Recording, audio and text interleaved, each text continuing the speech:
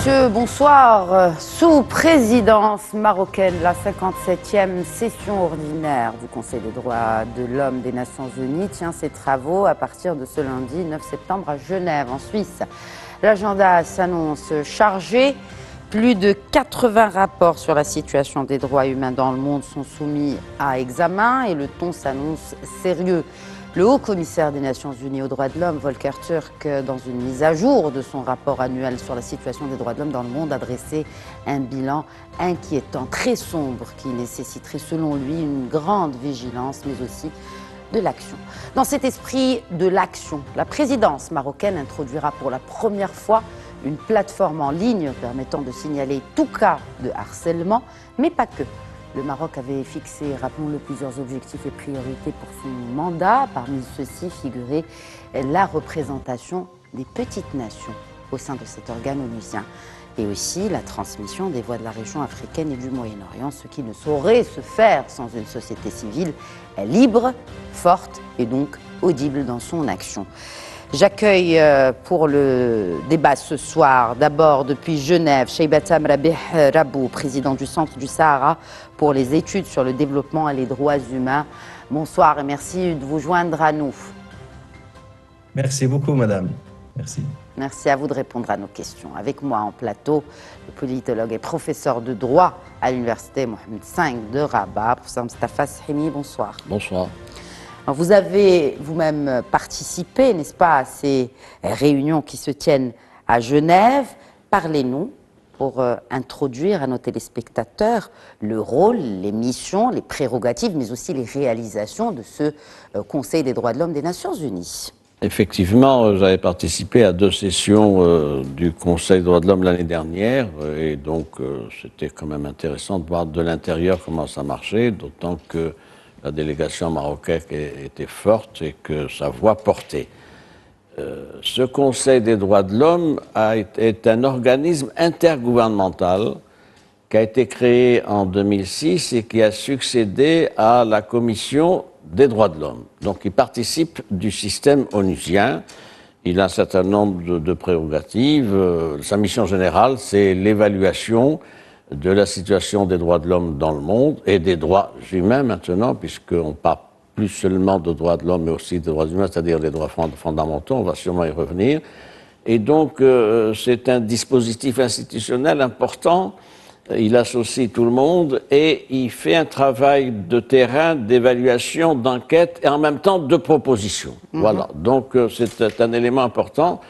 Et hélas, comme l'a dit son président dans son rapport, vous l'avez cité, le président Volker Türk, la situation ne s'est pas améliorée pour ce qui est des droits de l'homme, c'est même aggravé un certain nombre de domaines, et là encore, on va y revenir.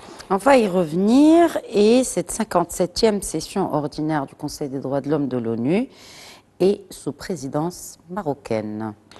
C'est un fait qu'il faut relever, évidemment, parce que ça a du relief.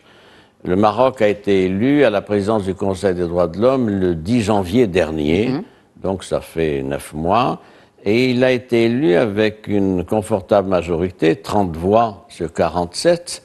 Les 17 autres voix, c'était le candidat sud-africain qui était présenté et soutenu par l'Algérie. Le représentant algérien a fait une grande mobilisation à ce sujet. Et donc, c'est le Maroc, vaine, bien sûr, mais ça, c'est ce qui se passe pour ce qui est de la diplomatie algérienne sur d'autres domaines, vous le savez. Et finalement, donc, c'est le Maroc qui a été porté à la présidence de cette institution, en la personne de notre ambassadeur, qui est un diplomate de métier, donc, depuis le 10 janvier. Le nouveau président du Conseil des droits de l'homme, Omar Sniber, a fait un certain nombre de déclarations, d'orientations sur les conditions dans lesquelles il allait engager son mandat. Oui. C'est-à-dire l'ouverture, c'est-à-dire la prise en compte d'un certain nombre de problèmes spécifiques, et c'est aussi la recherche d'un consensus pour associer toutes les parties. C'est ce qui affaiblit aussi, puisqu'on a parlé, ma première question faisait justement allusion aux réalisations de ce Conseil des droits de l'homme. Le talon d'Achille finalement de l'action, du travail de ce Conseil, c'est le consensus. C'est l'absence de consensus compte tenu du poids de certains dans des votes de résolution. La difficulté et l'intérêt du consensus, c'est une adoption sans vote. C'est ça. Il y a un texte, on n'est pas tous d'accord sur le texte, mais fondamentalement, c'est pour ça qu'on recourt à cette procédure de consensus. Il ne faut pas oublier, pour répondre à votre question, que c'est un conseil intergouvernemental. C'est un organisme intergouvernemental, c'est-à-dire que ceux qui sont parties prenantes, c'est des représentants de leur gouvernement respectif. Évidemment, on retrouve là les clivages, les divisions, les contentieux qu'il y a entre les uns et les autres, mais c'est une méthodologie qui donne tout de même des résultats, avec un autre avantage, c'est que c'est un forum multilatéral qui rend public sur la scène internationale un certain nombre de problèmes posés donc, dans la planète et notamment dans un certain nombre de pays ou de régions. Cheybata Mrabihrabou, vous êtes à Genève, peut-être parlez-nous de l'ambiance générale, des points focaux de cette 57e session ordinaire du Conseil des droits de l'homme de l'ONU sous, encore une fois, présidence marocaine et la touche marocaine justement sur les travaux de cette session. Alors, merci encore une fois. On sait très bien que cette session, 57e session, est une session ordinaire du Conseil des droits de l'homme des Nations Unies. On sait aussi que c'est la présidence du Maroc, mais aussi c'est un contexte un petit peu, si vous voulez, cette année est un contexte mondial plein de défis, que ce soit des défis sécuritaires ou bien des défis environnementaux ou bien liés à la femme et des changements climatiques, etc. Donc, je pense que toute l'expérience et aussi la vision de monsieur l'ambassadeur, monsieur Omar Zneber, dans ce sens, ça va jouer le rôle. Déjà, un fruit est là, c'est la création du groupe consultatif pour le genre, pour la protection des femmes et des filles. Un mécanisme qui existait déjà à New York, mais c'est la première fois sous la présidence du Maroc qu'on instaure ce mécanisme au niveau du Conseil des droits de l'homme ici à Genève. Alors, plein de sujets, plus que 80 rapports à examiner, 5 pleines semaines des travaux, des réunions et des tables rondes et des activités autour des recommandations et autour des, si vous voulez, les souhaits de tous les participants, chacun de son domaine, mais le général. Quels sont justement les domaines qui sont représentés? C'est un organe, comme le disait professeur Sahimi, intergouvernemental, mais quels sont les autres organes? Quelles sont les parties prenantes qui participent à ces discussions à Genève? Déjà, vous avez les pays membres qui font partie des travaux. Vous avez la société civile de tout genre. Vous avez aussi les groupes et la société privée, si vous voulez, les gens qui ont tous intérêt ou bien qui peuvent emmener des nouveautés au niveau des sujets discutés. Mais finalement, toutes les résolutions restent à la charge des pays membres et du Conseil.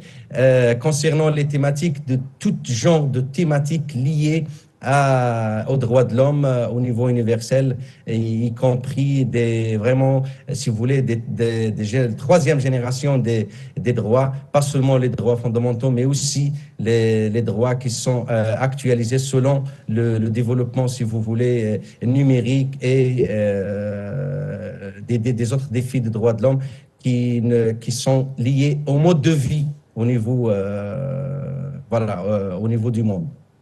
Exactement, et c'est indéniable, la société civile, que vous représentez d'ailleurs en tant que président du Centre du Sahara pour les études sur le développement et les droits humains, joue un rôle, cette société civile, primordiale pour faire porter la voix de ceux justement dont les droits sont bafoués. Encore faut-il que cette société civile ait une voix à exprimer. Professeur Sahimi, peut-être une information complémentaire avant que je vous pose ma question qui est très importante sur l'acceptation des pays des recommandations de ce Conseil, puisqu'on parle de... Vaste débat.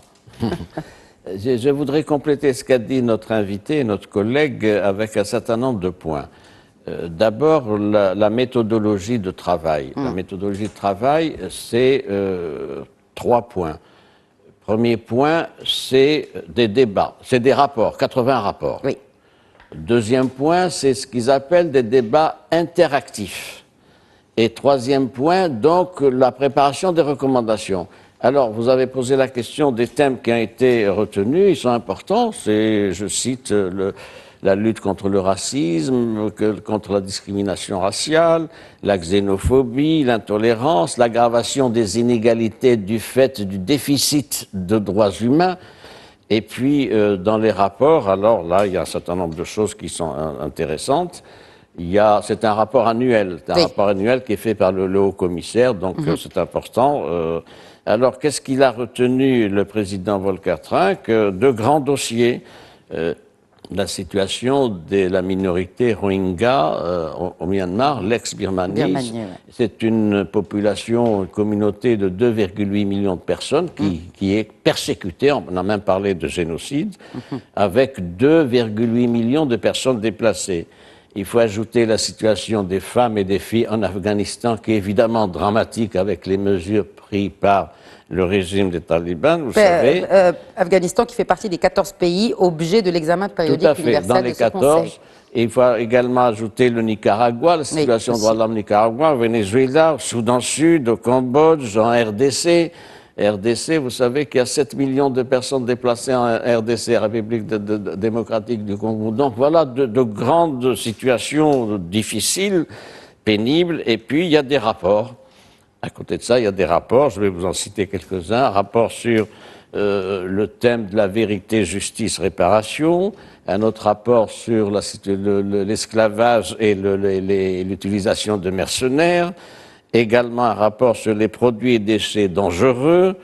Ajoutant à cela un élément nouveau, un rapport sur les droits des paysans. Donc il y a une avancée dans la réflexion et dans la problématique. Sans oublier aussi, dans ce même chapitre des innovations, si je puis dire, le changement climatique et la problématique du développement durable. Donc voilà un peu ce qui est fait. J'ajoute qu'il y a, je ne l'ai pas dit tout à l'heure, il y a 47 pays qui sont membres donc de ce Conseil. Et en l'espèce, lors de cette session, il y a un examen périodique universel intéressant 14 pays. C'est quoi là? C'est une procédure particulière qui permet donc par lot de pays de retenir un certain nombre de dossiers intéressants ces pays, et ils sont soumis à un examen qu'on appelle périodique universel. Dans ces pays, il y a la Nouvelle-Zélande, l'Afghanistan, le Chili, Chypre, Vietnam, Yémen, Comores, Érythrée, Cambodge, etc. Donc c'est important. Alors maintenant, pour le travail, c'est important que les téléspectateurs le sachent. Comment travaille cet organe? Il travaille sur la base de 3 documents, fondamentalement. Premier document, c'est un rapport de 20 pages. C'est calibré. C'est pas 50 pages, c'est pas 100 pages, c'est 20 pages. C'est formaté. 20 pages qui est présenté par le pays concerné. C'est le pays concerné qui dit voilà voilà la situation chez moi. Deuxième rapport, c'est un rapport de 10 pages qui est présenté, lui, par le haut-commissaire des Nations Unies pour les droits humains. Et un troisième rapport de 10 pages qui est présenté par les ONG. Mon collègue a parlé des ONG, c'est intéressant de savoir qu'elles participent, mais elles n'ont pas droit à la parole lors des débats. Avec simplement cette nuance, c'est qu'elles ne peuvent intervenir qu'après l'adoption des recommandations générales et du rapport final, et elles ont, tenez-vous bien, 20 minutes pour 10 ONG, ça fait 2 minutes par ONG. Conclusion, il y a beaucoup à faire pour que les ONG aient davantage d'espace, de débat et de temps pour présenter leurs propositions et leurs recommandations. Nul doute que Shaibassam Rabih Rabou, qui représente justement la société civile, a son mot à dire sur le rôle que devrait jouer davantage, peut-être à l'avenir, cette société civile avant l'adoption des recommandations de ce Conseil, ou dans ce Conseil. Effectivement, on sait très bien déjà que la société civile, c'est la force, si vous voulez, de la diplomatie parallèle, et qu'elle joue un rôle très, très important au niveau de équilibrer, si vous voulez, l'analyse et, si vous voulez, la situation au niveau des droits de l'homme et du respect des droits de l'homme. concernant l'interaction avec le rapport, que ce soit des rapporteurs spéciaux, ou bien que ce soit pour les rapports des groupes de travail, ou bien même le rapport des hauts commissaires, il est vrai que le temps alloué à la société civile reste vraiment, c'est plus 2 minutes, Monsieur Shimi, c'est maintenant 1 minute et demie.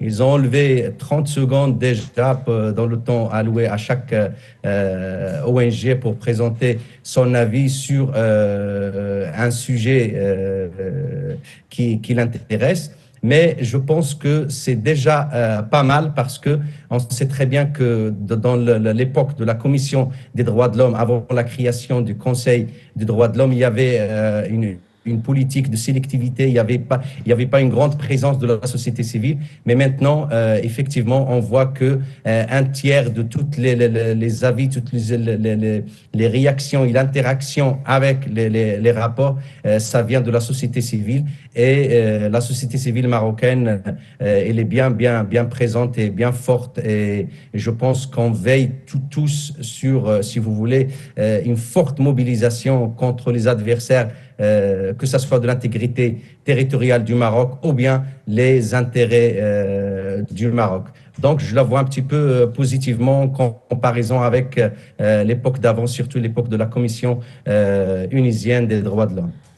Oui, absolument. Et d'autant plus que, bon, si on parle de société civile, il faut dire qu'aussi, cette société civile est libre d'exercer, d'abord ici au Maroc, avant d'aller à Genève, ce qui n'est pas le cas partout, Mostafa Shimi. Oui, écoutez, pour rester dans l'espace régional, bah oui. Il n'y a pas d'ONG. Oui, on parle. Il n'y a pas d'ONG tunisienne ni algérienne présente à Genève.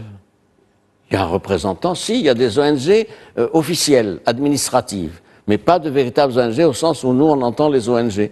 Comme les associations, les milliers, des dizaines de milliers d'associations qui exercent au Maroc en toute liberté. Il faut le rappeler. Et la richesse du Maroc, c'est que, moi j'ai pu voir les ONG, vous les connaissez comme moi, c'est un large spectre politique. Mais fondamentalement, ce qui est intéressant, c'est que... Quand on dit le large spectre, il y a l'opposition des deux côtés, la gauche toutes les couleurs, on va le dire, sont représentées dans cette société civile marocaine. Et ce qui est intéressant, c'est lors des débats de Genève, il y a consensus de toutes ces ONG pour défendre un certain nombre de positions du royaume. Et ça, je crois que c'était intéressant à relever. J'ajoute, je parlais du pays voisin, l'Algérie. Vous savez qu'il a été épinglé sévèrement en décembre 2023, puisqu'il faisait partie précisément des pays dans la liste soumis à l'examen périodique universel. Et il y a eu une visite à Alger et en Kabylie ailleurs de Madame Marie Lolor, qui est rapporteure spéciale des Nations Unies sur la situation des défenseurs des droits humains. Donc, ces fameuses ONG. Tout à fait. Et d'abord, elle a été administrativement retenue pendant 3 heures à Tizi Ouzou, il faut le dire, c'est elle qui le dit. Moi, j'ai un rapport, c'est public. Ils l'ont retenue, elle n'a pas pu se déplacer comme elle voulait, elle a fait état de la situation extrêmement grave des défenseurs des droits de l'homme, et elle a posé un certain nombre de problèmes, dont celui de l'exercice des libertés, dont celui spécifiquement de 260 détenus politiques identifiés. Et il y a là quelque chose d'intéressant à relever. Et puis le double discours de la diplomatie d'Alger, c'est se présenter comme un pays donc porteur d'un certain nombre de valeurs démocratiques, mais ce n'est pas le cas à l'intérieur.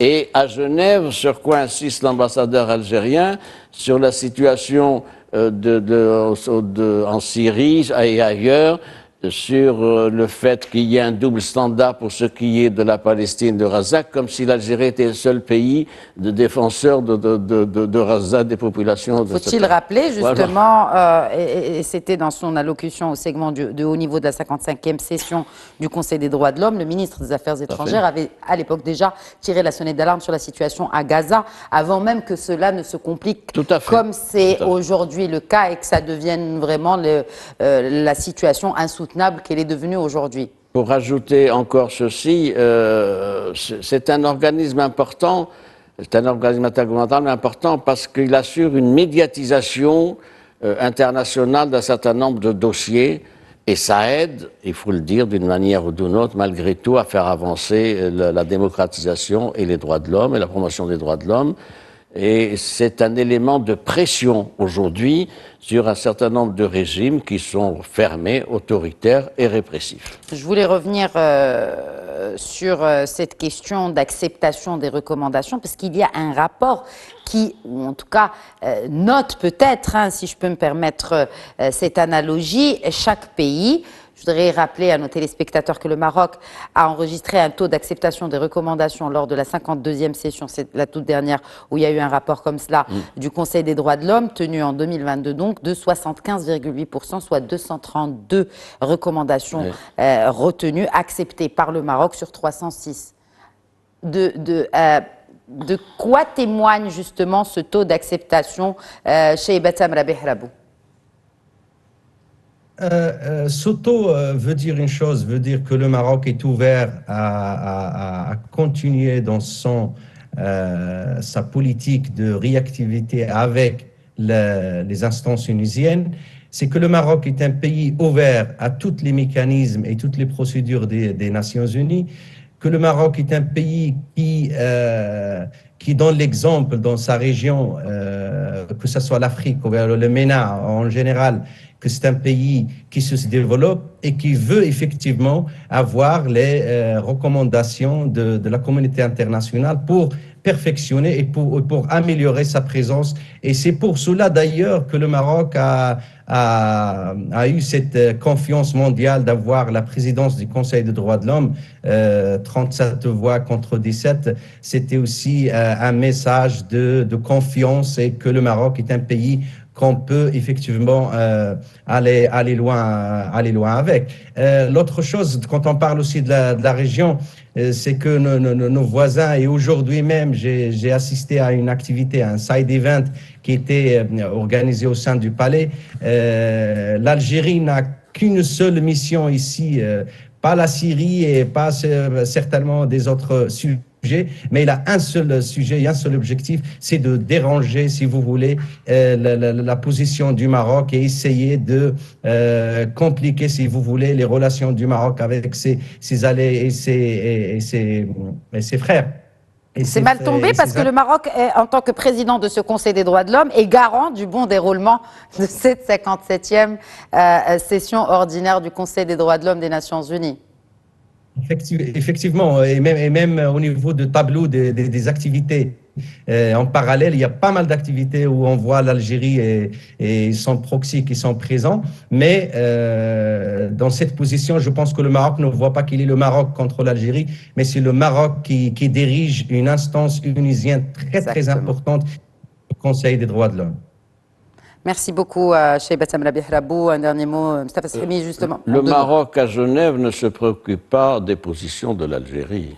Le Maroc a un mandat qui lui a été confié par une instance globale et il y a un certain nombre de principes qui ont été évoqués par notre ambassadeur en début janvier avec son élection. C'est un certain nombre de principes qui sont éligibles aux standards internationaux et aux droits de l'homme. Et sur ce plan-là, il y a de l'écoute, il y a de l'influence. Et puis il y a dans la diplomatie marocaine une capacité d'entraînement et de dialogue qui, ça finit par donner des résultats. Et une maturité, une sagesse, et on peut en parler pendant plusieurs heures, et qui ont finalement un seul résultat qu'on peut résumer en un mot, c'est l'efficacité. Merci beaucoup, Mustafa Srimi. Merci à vous. Merci à vous également, Cheikh Bassam Rabih Rabou, président du Centre du Sahara pour les études sur le développement et les droits humains. Merci d'avoir participé à cette émission depuis Genève et bonne session. Merci beaucoup. Merci à vous de nous avoir suivis. Très bonne soirée.